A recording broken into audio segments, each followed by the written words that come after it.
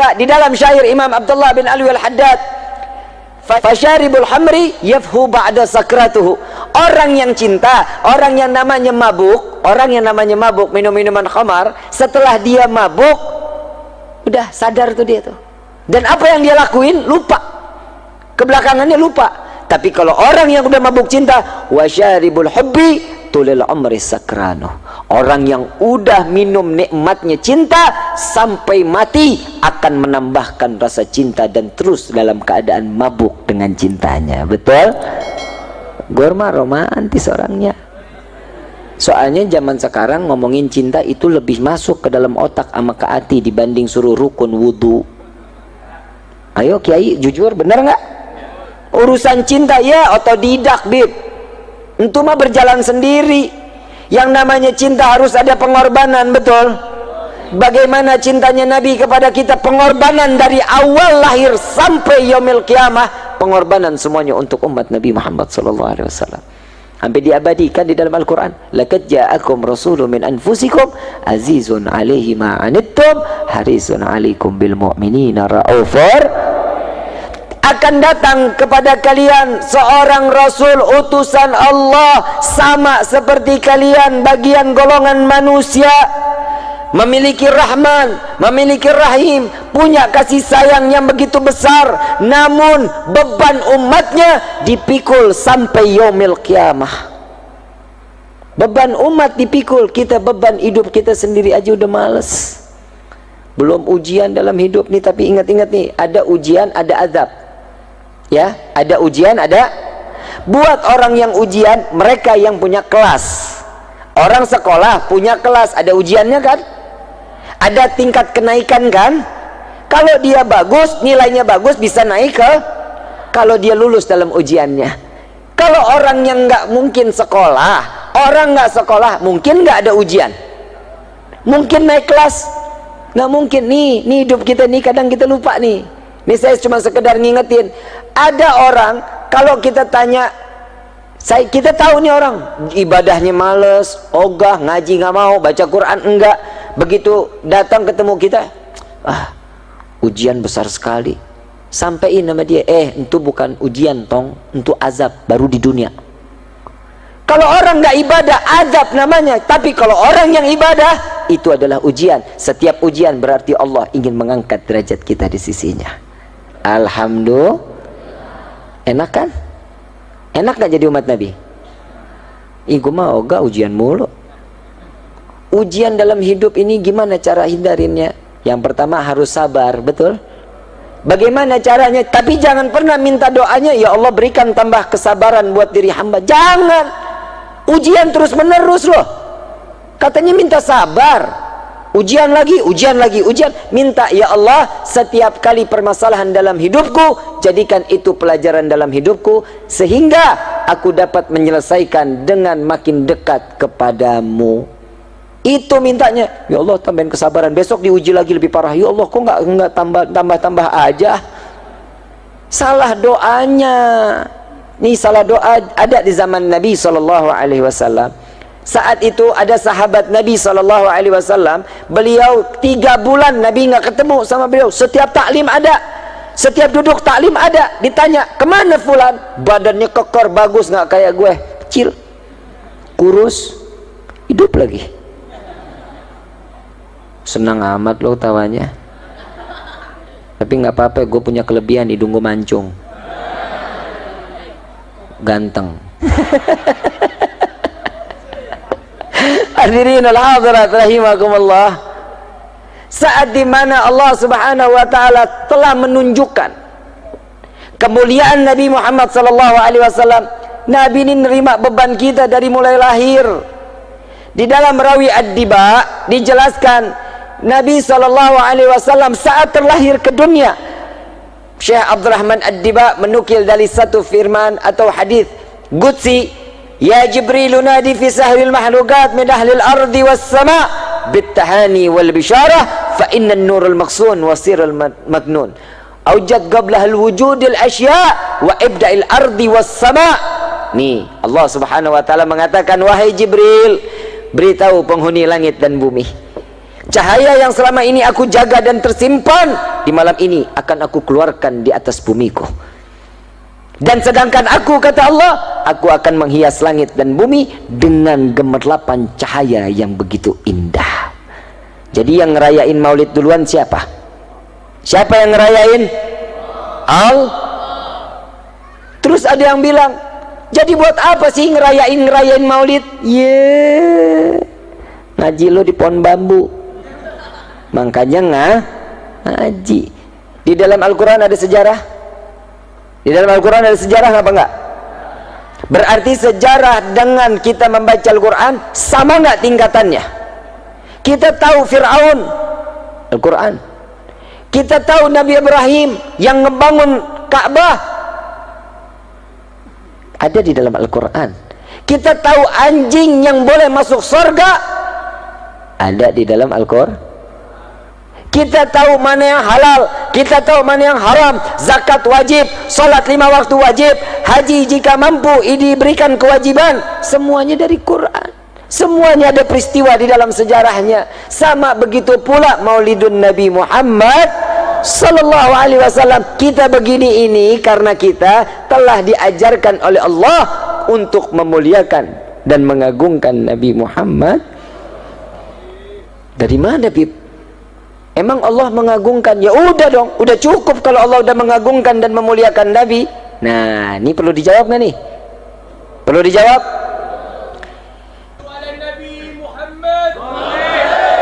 Bukan semata-mata kita cuman mau cari perhatian. Nabi ini mikirin kita.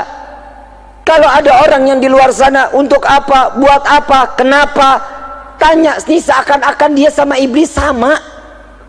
Saat kelahiran Nabi, siapa yang benci? Jadi kalau ada orang bilang nanya, ngapain acara-acara maulid? Nih tanya tuh, ini jangan-jangan lo iblis nih. Apa kata Nabi? Aku khawatir, kata Nabi.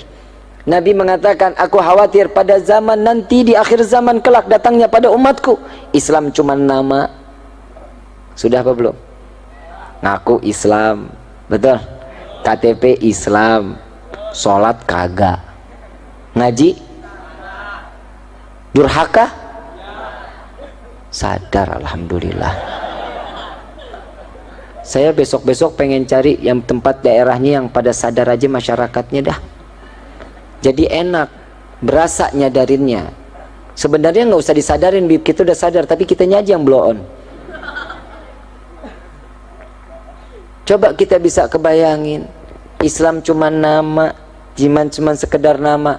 Namanya Islam, sama orang jahatnya luar biasa, mulut ngoceh aja. Orang tetangga beli kulkas, kita yang tempel koyok. Bu, hei, begitu kelewatan loh. Tetangga beli mobil Grace, bapak kakinya encok. Begitu. Mudah-mudahan di sini mah orang-orang soleh-solehah semuanya. Saya nggak ngelihat ada keburukan di mukanya nih. Kalau kita ditampakin keburukan, waduh, benjol sono, benjol sini. Insya Allah, Allah baik sama kita ya, baik. Tapi kita nggak pernah baik sama Allah. Betul? Udah numpang di bumi. Kalau kita satu kali sholat Allah murka, kita diusir dari bumi, mau kemana loh? Ya udah, Bib, saya pindah ke dalam tanah. Emang tanah punya siapa? Bapak loh. Punya Allah. Ya udah, Bib, saya beli pesawat, saya naik ke atas bulan. Bulan punya siapa? Ya udah, Bib, saya tinggal di matahari. Bulang-bulang loh. Matahari punya siapa? Ya udah, Bib, saya tinggal di neraka. Neraka punya siapa? Kalau Allah sudah turunkan murka kepada setiap hamba, selesai hidup loh. Jangan main-main. Untuk masalah sholat nggak ada kata tawar menawar. Untuk sholat wajib, hukumnya wajib, nggak bisa jadi haram, nggak bisa jadi mubah, nggak bisa jadi sunnah. 1 tambah 1 sama dengan, bisa jadi 3. Kenapa? Ya sudah hukumnya, Bib. Begitupun Al-Quran, begitupun sholat kita, nggak bisa kita rubah. Kalau yang udah namanya sudah ketentuan Allah, ini maktub, nggak bisa dirubah, udah nggak bisa. Laki, ini udah maktubnya jadi laki. perempuan udah maktubnya, nggak boleh dirubah. Kenapa? Ini udah kodratnya. Kalau yang namanya takdir bisa dirubah, kalau namanya kodrat nggak bisa dirubah. Kalau takdir, bapak kita contoh, bapak kita seorang petani, bapak kita nyari duit, ibu kita cuman ibu rumah tangga, mungkin kulit cuci, nyari rezeki buat ngedidik anak-anaknya biar menjadi anak yang berguna, manfaat dunia wal akhirah. Bisa dijadiin sebagai anak nih, pengen ini anak jadi insinyur, mungkin ini anak pengen terus sampai kuliah-kuliah, nggak pengen jadi kayak bapaknya, nggak pengen jadi kayak ibunya. Begitu ini anak sekolah selesai, takdir berubah, ini anak jadi seorang miliuner, ini anak punya jabatan, bisa menghidupkan keluarga, mengangkat derajat orang tua. Ini takdir yang bisa dirubah kalau kita punya mau. Alhamdulillah nih di Kuningan kan ada majlis ya, ada majlis Rasulullah Jalsatul Itsnain, majlis Rasulullah sallallahu alaihi wasallam. Hadir dong, mau nggak hadir? Di situ ada ketenangan di dalamnya. Semua hidayah akan diberikan di situ oleh Allah. Tatkala kita berdoa, dewan-dewan gurunya alhamdulillah ilmunya sanadnya sampai ke Nabi Muhammad sallallahu alaihi wasallam. Dan Nabi di sini sallallahu alaihi wasallam dikatakan di dalam satu riwayat pula, Nabi ini manusia yang akhlaknya paling mulia. Tahu akhlaknya Nabi? Udah pernah dengar kisahnya akhlaknya Nabi? Udah? Ada satu nenek, ini nenek-nenek lagi yang ngomong ini. Ada nenek-nenek tua Yahudi, tiap pagi kerjaannya ngeludahin orang. Yang orang tersebut Nabi Muhammad SAW. Lewat Nabi diludahin, Nabi ulap mukanya pakai sorban dan dikatakan barakallahu fiik, semoga Allah limpahkan keberkahan. Dengan senyuman Nabi lontarkan. Besoknya Nabi nggak putar arah, enggak, Nabi lewat lagi, makin dekat jalannya. Makin besoknya lewat, deketin lagi. Sahabat sampai bingung, ya Rasulullah kok demen amat diludahin sih? Apa kata Nabi? Udah bener jauh, kenapa deket? Apa kata Nabi? Aku khawatir tatkala dia sedang mendatangiku, dia kesandung, sakit.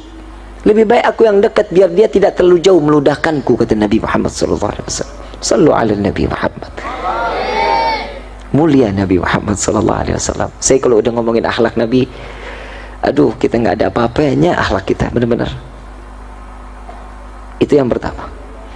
Sampai 3 hari ini nenek nggak datang, nggak ada. Saat Nabi lewat, kok nggak ada yang ngeludahin saya lagi? Dicari sama Nabi, ditanya sama tetangganya, kemana ini nenek yang biasa nyapu-nyapu di depan rumahnya? Sakit ya Rasulullah. Khawatir Nabi, lari ke pasar, ngambil makanan, beli manisan, beli roti, datang lagi ke rumahnya, lihat rumahnya berantakan, diambil sapu, disapuin sama Nabi, disapuin, dianya lagi tidur, ditungguin sama Nabi. Sampai dia terbangun. Selesai terbangun dia kaget, ada apa ya Muhammad? Apakah kau ingin membunuhku? Tidak wahai nenek. Apa engkau ingin membalas untuk meludahi aku? Tidak wahai ibuku. Sampai dikatakan ibuku, kata Nabi SAW. Aku datang ke sini, aku ingin menjengukmu dan aku ingin memberikan makanan kepadamu sehingga engkau dapat sehat kembali, secepatnya engkau bisa menjalankan seperti apa yang kau telah jalani setiap pagi untuk meludahi aku, kata Nabi SAW. Disuruh sehat untuk aktivitasnya nggak berkurang. Ya Allah, mulia Rasulullah SAW. Nggak cuman sampai di situ hadirin. Saat di Taif, Nabi dilempari kotoran, Nabi dilempari batu, berdarah pelipisnya, duri tertuncap daripada pipi mulia manusia yang dimuliakan oleh Zat yang Maha Mulia, tertembus darah, ditadangin oleh Nabi. Satu demi satu tetesan keluar dari wajah Nabi SAW. Saat semua sahabat mengatakan, ya Rasulullah, biarkan, jangan kau tadangi, jangan kau tampung, biarkan darah itu menetes. Aku khawatir jika satu tetes darahku tertetes di tanah Taif, aku khawatir tanah ini akan ditenggelamkan oleh Allah Subhanahu wa ta'ala. Sedangkan aku masih berharap anak cucu mereka dapat beriman kepada Allah dan beriman kepada aku. Sallu ala Nabi Muhammad. Di mana letak kesalahan Nabi, hadirin? Di mana cacatnya Nabi, hadirin? Setiap langkah yang dilakukan Nabi, umat yang ada di kepalanya. Saat apa yang dilakukan, contoh, kalau kita nggak punya kerinduan sama Nabi, kita lebih parah daripada ranting pohon. Ada satu pongkol pohon kurma yang udah mati, tiap hari disandarin sama Nabi. Tiap hari cuma Nabi sandar aja. Sahabat ngeliat, kok nggak enak banget tempat duduk Nabi, yuk kita bikin yang bagusan yuk, biar Nabi ngerasa nyaman, agak lebih gagah. Dibangun sama sahabat, dijadiin, ada mimbarnya, ada tempat duduknya, ada lekarnya. Pongkol pohon kurma ini disingkirkan, cuman jaraknya 10 kaki dari Nabi. Saat dimana Nabi sedang memberikan ta'lim, di satu malam tersebut terdengar suara tangisan seorang bayi yang telah lama tidak diberikan susu oleh ibunya. Nangis yang cukup luar biasa sampai menyayat hati Nabi Muhammad SAW. Nabi sampai menangis. Nabi mencari dari mana, dan bukan cuma Nabi yang mendengar, semua sahabat yang duduk di hadapan Nabi semua mendengar tangisan tersebut. Dicari, ternyata ada daripada pengkol pohon kurma tersebut. Ini di dalam sirah tersebut, Sayyidina Abu Bakar radhiyallahu anhu warḍahu, beliau mengatakan, aku tidak pernah melihat seorang ayah yang menimang dan memberikan belayan yang cukup mesra daripada anaknya, melainkan Nabi Muhammad menimang dan mengusap, memberikan belas kasihnya kepada pengkol pohon kurma yang telah mati. Dibelai oleh Rasulullah, wahai pengkol pohon kurma, apa yang kau tangisi? Ya Rasulullah, kemarin baru saja kulitmu bersentuhan dengan kulitku, keringatmu sampai kepada jasadku ya Rasulullah. Tapi di hari ini engkau telah jauh dariku. Wahai pengkol pohon kurma, jarakmu tidak jauh denganku 10 kaki. Aku tidak tahan berjauhan denganmu ya Rasulullah. Wahai pengkol pohon kurma, apakah kau ingin aku tancapkan kembali di bumi? Diam pengkol pohon kurma tersebut. Apa kau ingin aku tancapkan di dalam syurganya Allah? Apa jawaban pengkol pohon kurma? Ya Rasulullah, tancapkan aku di dalam syurga. Jika di dunia kau tancapkan, sebentar lagi akan datangnya kiamat, maka akan binasalah aku. Tatkala engkau masukkan aku di dalam syurga, engkau tancap aku di syurga, aku akan selalu memandangmu dan selalu berdekatan denganmu ya Rasulullah.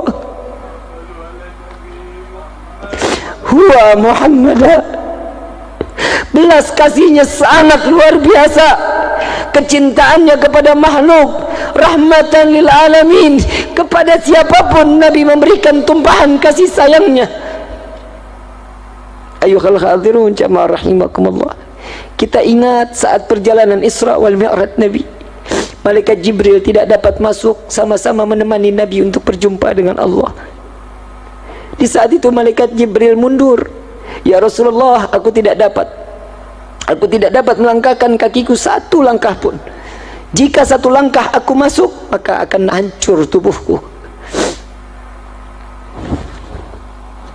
Saat dimana Rasulullah masuk, jubah beliau, imamah beliau, sorban beliau yang bukan diciptakan oleh Allah, mendapatkan kemuliaan dari Allah, berjumpa dengan Allah.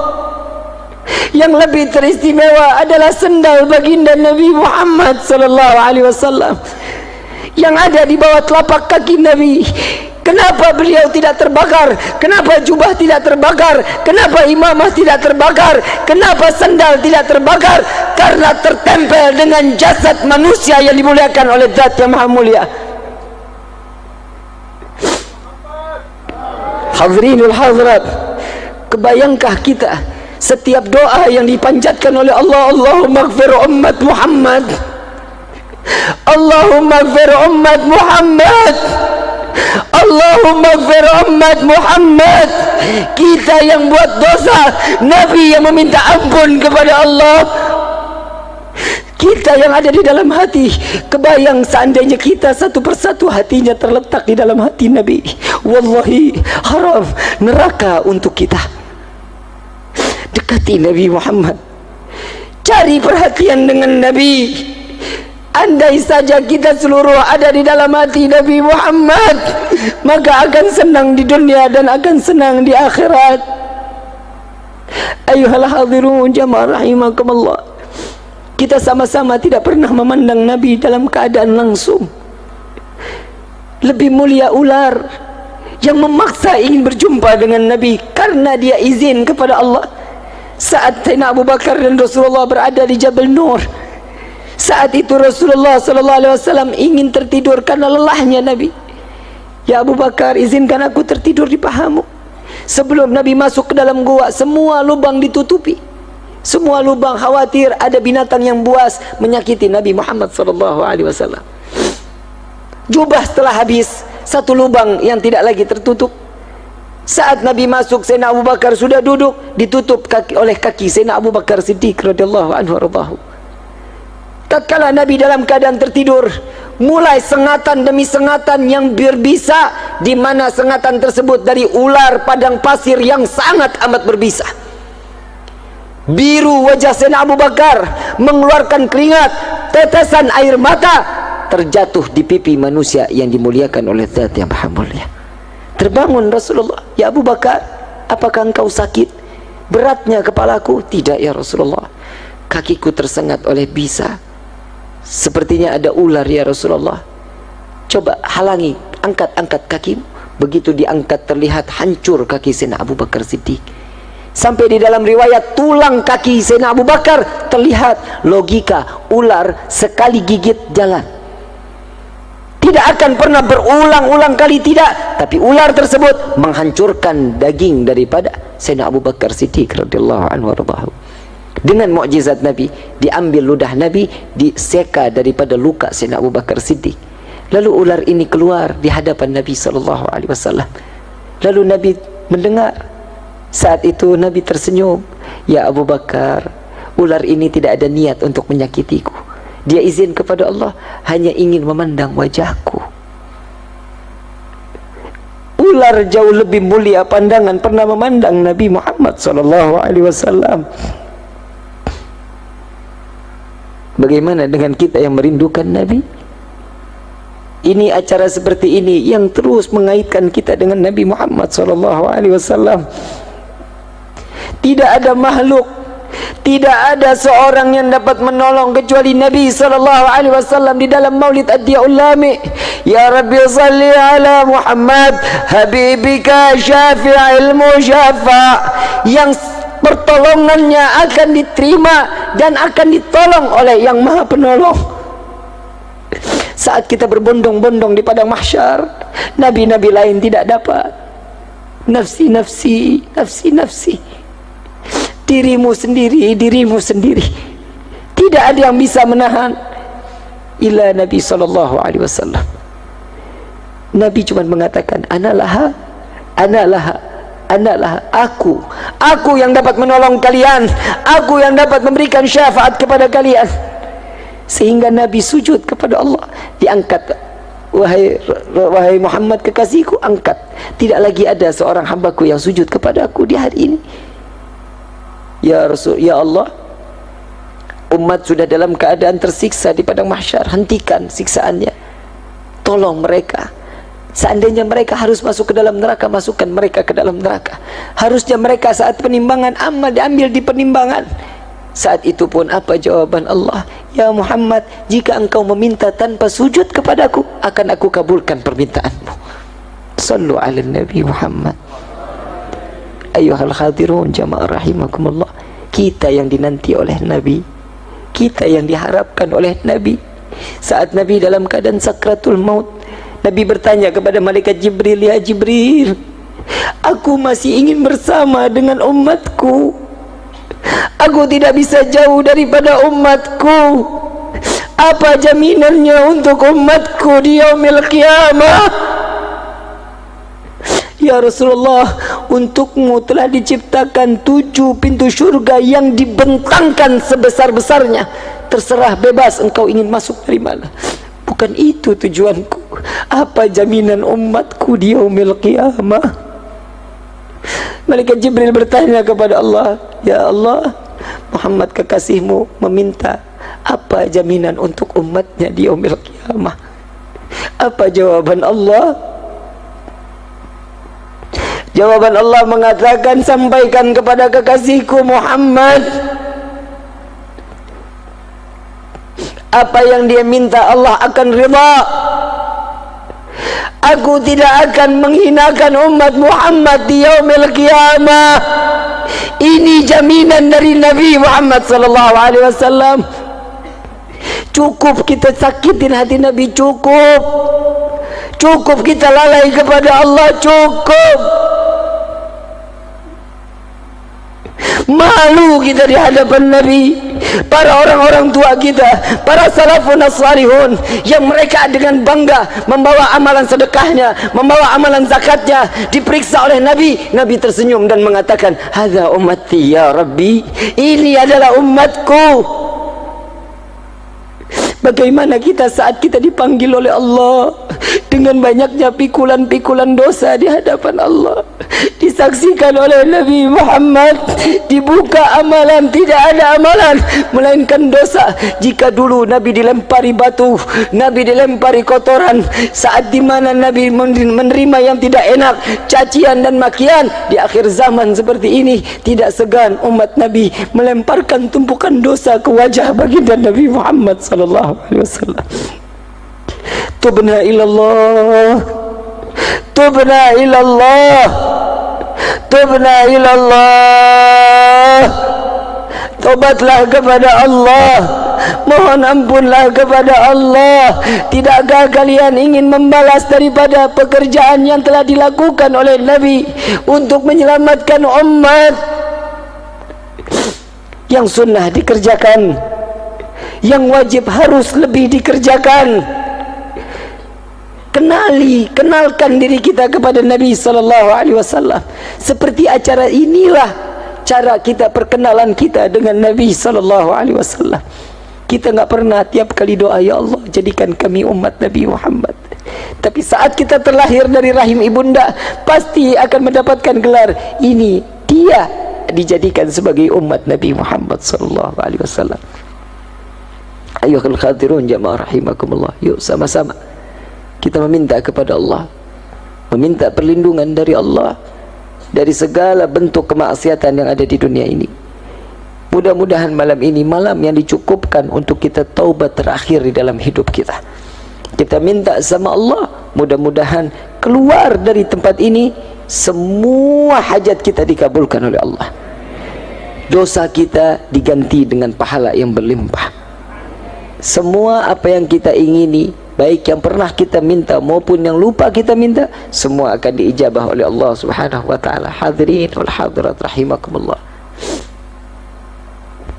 Saya minta waktu satu kisah lagi, di mana kisah ini manusia yang begitu mulia dan mengobral syafaatnya di yaumil qiyamah.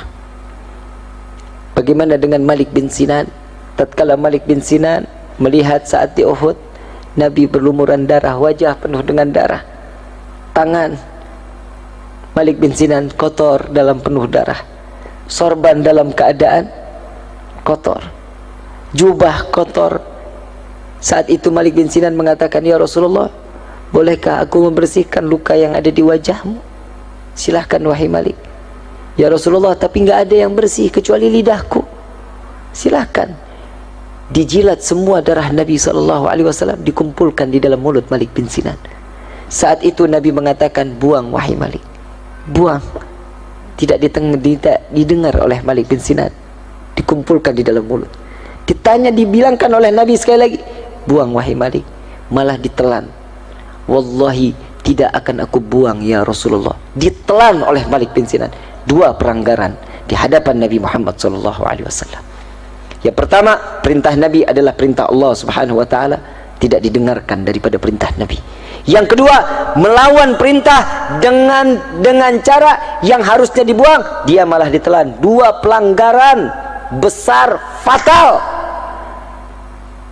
Saat itu sahabat semua dalam keadaan diam, nunduk di hadapan Nabi, dan Nabi sujud. Nabi mengangkat kepalanya dan mengatakan, adakah kalian wahai para sahabatku ingin melihat penghuni syurga yang masih hidup di bumi? Maka pandanglah Malik bin Sinan. Malik bin Sinan mendapatkan anugerah terbaik dari Allah dan mendapatkan abadinya beliau di dalam syurganya Allah.